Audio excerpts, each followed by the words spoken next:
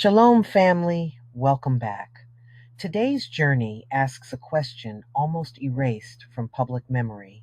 How many Native Americans were reclassified as Negro in America's official records? Now, you might be wondering, reclassified? What does that even mean? Let's set the stage. In the early US, racial identity wasn't self determined. Instead, census enumerators, government workers, looked you up and down and decided your race for you. Social construct or social control. Both, actually. Imagine approaching a census taker in 1910. Your family's been on this land for centuries, but your skin is brown. If the local sheriff or a neighbor suggested you had African ancestry, or if you just didn't look native enough, you'd be marked as Negro, not native, forever. Is there anybody in the chat who've maybe heard rumors that, their family members, their ancestors could have been American Indians or had Aboriginal heritage? Is there anyone in the chat that has heard that? I know we got a lot of quote unquote Black Americans in the chat.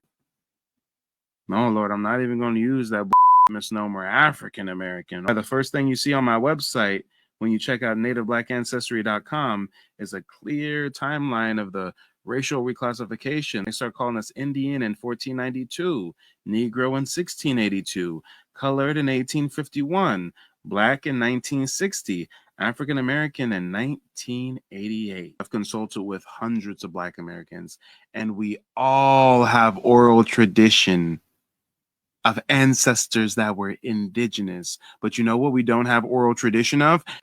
African ancestors. Not only do we have oral tradition of ancestors that are indigenous, but we have so many customs that we think are just Black American cultural norms, but really it's indigenous. Damn near every single Black American has oral tradition of Aboriginal roots, for one.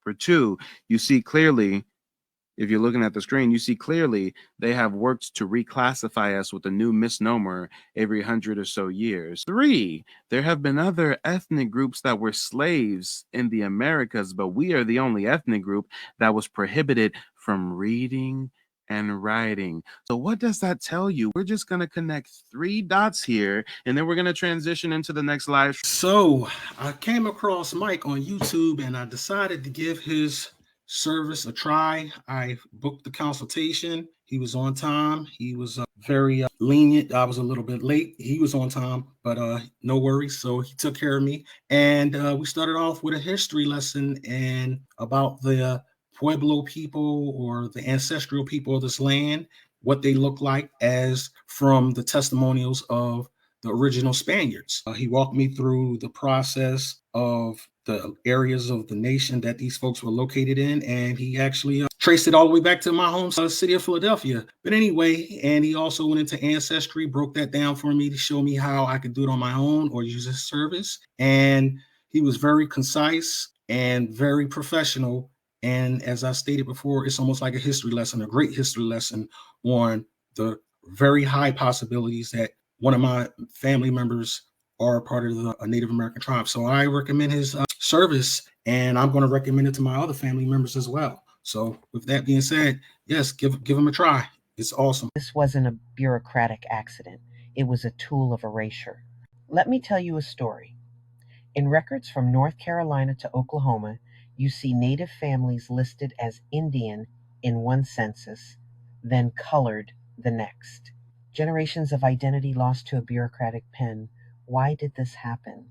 To shrink the official count of Native Americans, making it easier to seize land and deny tribal rights.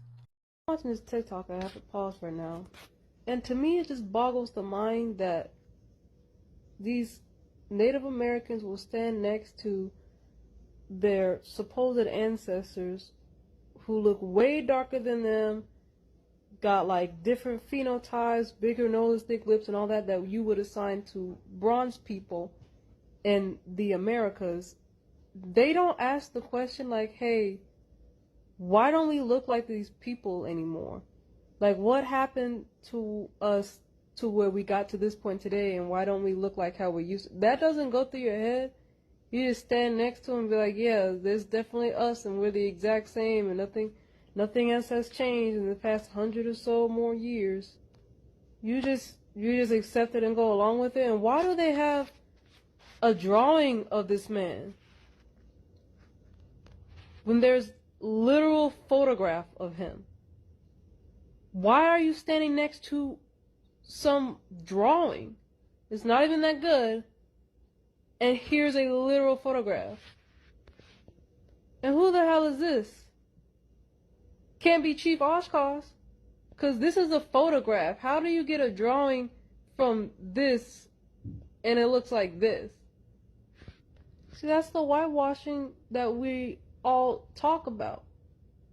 Then she doesn't say anything about this. No one from the Menominee tribe is contacting places like Wikipedia or PBS, who also has that fake picture or drawing on there, and telling them like, hey, we have a literal photograph of this man, why aren't you using his photograph?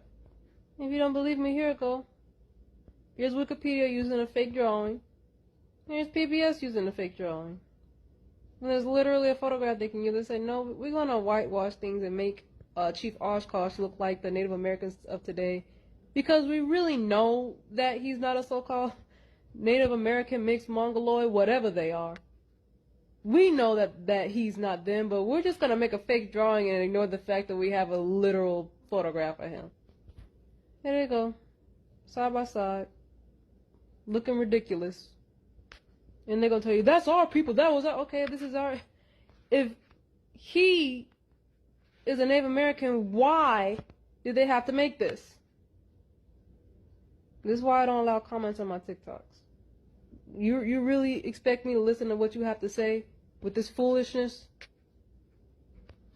What are you going to say that everybody else hasn't already said, that's already been debunked? This is ridiculous. This is dumb. We coming with government records. We coming with fact. We coming with reality, and people want to do this shit, give us BS, and say this is real. It's 2023, man. We're not going for that no more. You can get mad all you want to, but it.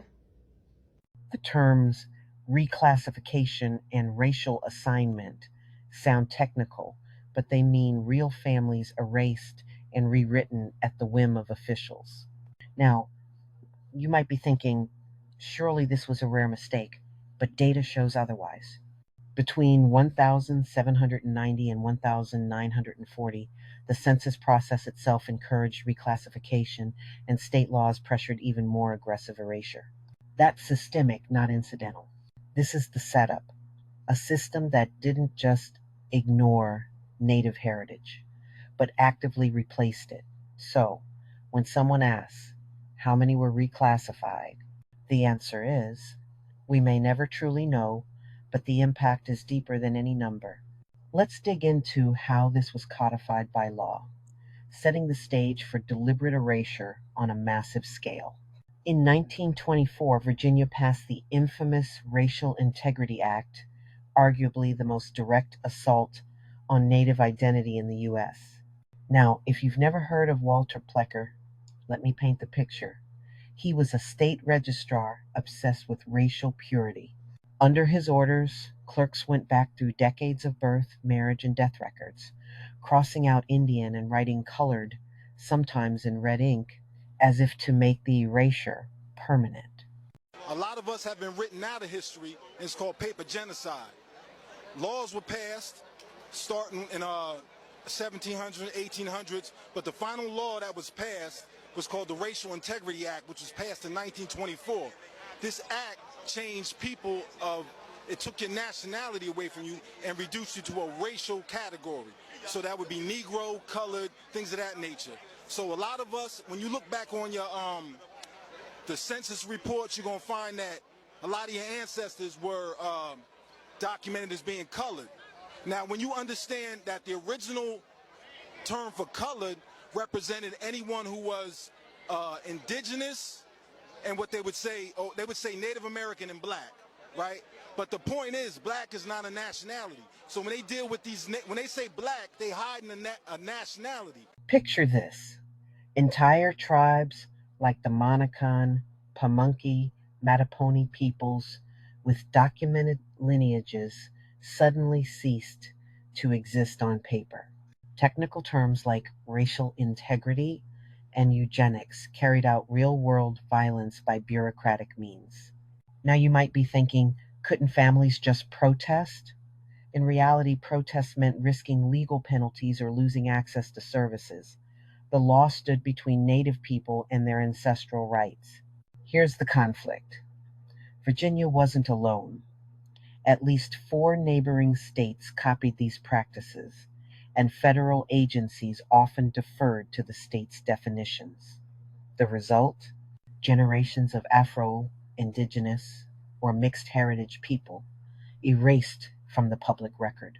A 2011 University of Virginia report estimates at least 20,000 individuals in Virginia alone were forcibly reclassified over 50 years.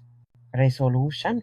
Only in recent decades have tribes like the Monacan successfully fought for federal recognition, often reconstructing their histories from family Bibles and oral tradition because the official records were altered or destroyed. This is why reclassification isn't just a footnote, it's a central chapter of American history. So, why did states pursue such drastic measures? It wasn't just about paper, it was about power, land, and control over identity. Let's see how these rules shape the nation's census itself. Let's break down the one drop rule, a term that shaped the 1930 US Census and changed thousands of lives. I'm about to show y'all the different races of people that hijacked our identity. I got this information from Engine That Could, but there was a lot of profanity, so I'm redoing it. Now, this is one of our brothers. You can clearly see he was born in the U.S. in 1880, and they named him, and as you can see here, the event was he was registering for the draft. Now, check this one out. This one is from Ireland. That's his birthplace. And what does it say there? You see this? Here's another one. This was his name, from Siberia. And look, there it is. It says on the census, he's Siberian. His father's birthplace, Siberia. Mother's birthplace, Siberia. Birthplace, Siberia. But you're an Indian. So they literally came to the U.S. and just took our identity. Moving right along. Syria. Here's another one. Japan.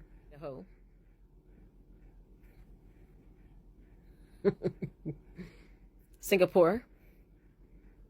Race.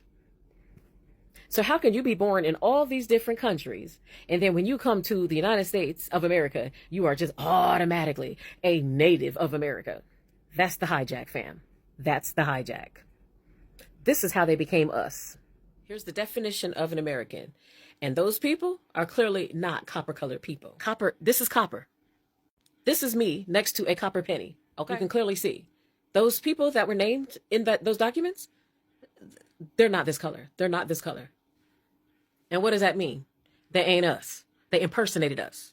Although the majority of us were copper-colored, there were brown-skinned, red-skinned, and dark-skinned natives of America. We come in all shades. The one-drop rule dictated that any person with even one drop of African blood would be classified as Negro, regardless of how they identified or what community they belonged to. Here's the setup. By the 1932nd census enumerators were told to mark anyone with suspected African ancestry as Negro. Not just a label, this was social engineering. Hypodescent and racial assignment are the technical terms here. Imagine a mixed Chickahominy family in Virginia. One year they're Indian, the next, after a new census policy, they're Negro. That shift meant exclusion from tribal roles, schools, and land rights. Now, you might be thinking, wasn't this about tracking population, not erasing identity? But the data proves otherwise.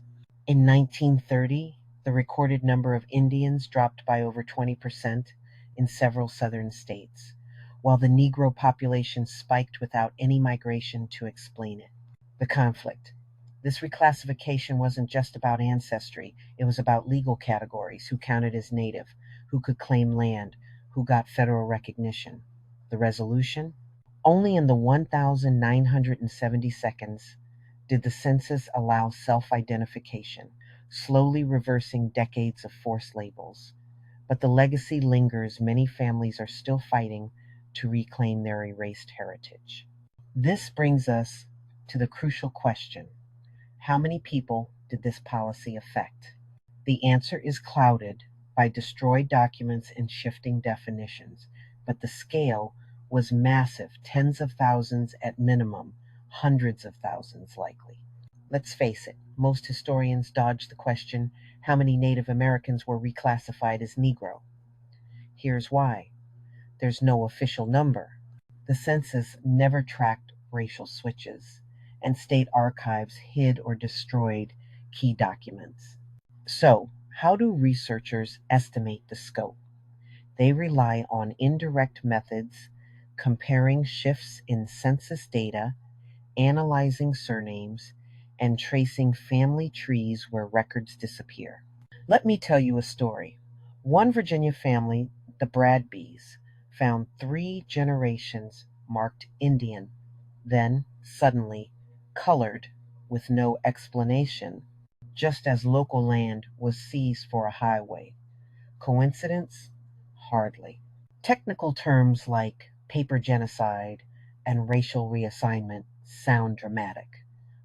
Native Americans cannot trace their lineage to being renamed by the government from Indian to Black. But when you research, well, wait a minute, what was Walter Plecker's role in the United States government? The vital statistics. The vital statistics were changed. The U.S. Census were changed from Indian to Negro, Black, and African American. That means it became illegal for us to speak our truth.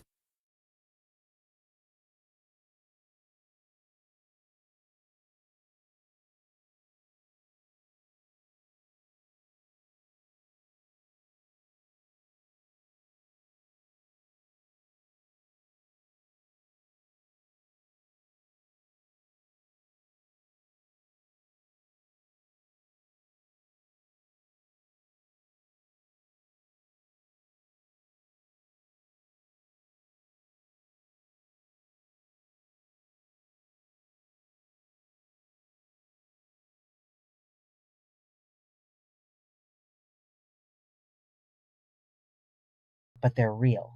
A 2015 study from William and Mary suggested tens of thousands of Afro-Indigenous people in the Southeast alone were reclassified, often as part of legal strategies to reduce tribal claims. The deeper conflict? Erasure wasn't about numbers, but about rights: who gets land, citizenship, federal recognition. Now, you might be thinking, if we can't count them, does it really matter? Absolutely. Numbers tell one story, but family histories and community memory tell another. The legacy of this erasure persists in court battles, DNA tests, and the fight for identity restoration today. The resolution is ongoing. New generations are tracing their roots, using modern tools, genealogy databases, oral histories to piece together what bureaucracy tried to destroy. That's why the real answer isn't a number, but a movement for truth and justice. So, why does this matter now, in 2024? It's not just about the past, it's about the living. Millions of African Americans have oral histories or family records pointing to Native ancestry, erased by paperwork but alive in memory and DNA. This is the setup: a hidden heritage that shapes communities, voting rights, and even who gets to enroll in tribes today. Here's the conflict: reclassification weaponized identity, closing doors to education, property, and political power. Native identity was rewritten literally on birth certificates, census forms, and land grants. But erasure didn't stop the descendants. In the last decade, DNA testing and family history projects have fueled a surge in people reclaiming lost tribal connections. Now, you might be asking, is reclaiming identity just personal or is it political? The answer is both. Reclamation challenges institutional erasure and demands recognition from the government and wider society. It's about justice as much as it is about family. Let me tell you a story. The freedmen of the Cherokee Nation fought for over 100 years to have their tribal citizenship restored, and in 2021, the Cherokee Supreme Court finally recognized their status. This win was built on old records, oral testimony, and relentless activism, the same tools many families are using nationwide. Resolution? The work isn't done. But each reclaimed ancestor, each corrected record, is a step toward restoring what was lost and rewriting the narrative so future generations know the truth of their heritage. Just a reminder, please go on over to Etsy and take advantage of the 30% off sale at lisascraft.etsy.com. And the promo code is Cyber30, but it automatically takes the 30% off the price. Sale ends on December 24th.